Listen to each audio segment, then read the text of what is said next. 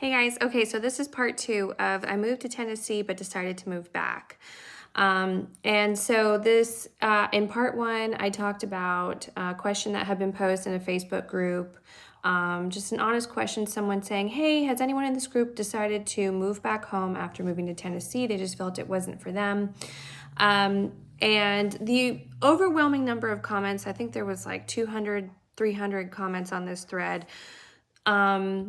Overwhelming number of people were saying, no, I love Tennessee, never moving back. But you do get those few people in there who were saying, no, I moved there, it didn't feel right, or this didn't work out, or whatever, and I decided to move back home. They gave their reasons why.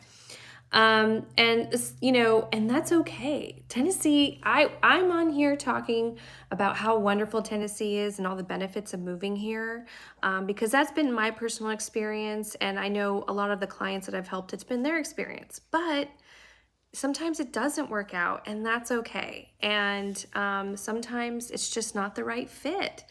So in the first video, I talked about a family from California that moved here, and they decided to move back because their family didn't follow like they thought they would.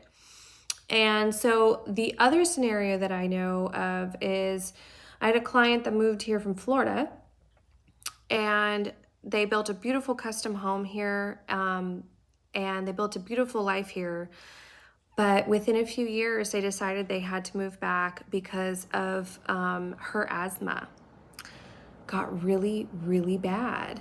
And it seemed to have, she thinks it had to do something with, allergy season. The pollen here was just different than what she had experienced in Florida.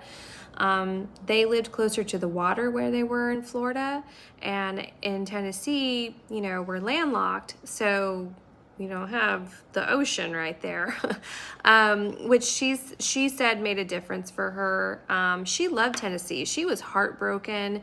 They had visited many times and never had an issue. So it must have just been something that was just compounding in her system. I don't know.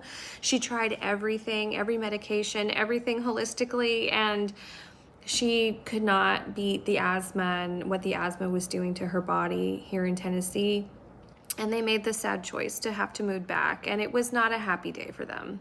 They really loved it here, and I would say it's a very small number that I personally have had out of all the clients I've helped move here. Those are the only two that I know of that have moved back. But again, what's right for someone isn't right for someone else, and there could be a variety of reasons for it. But I just thought it'd be helpful to know, for you guys to know that info.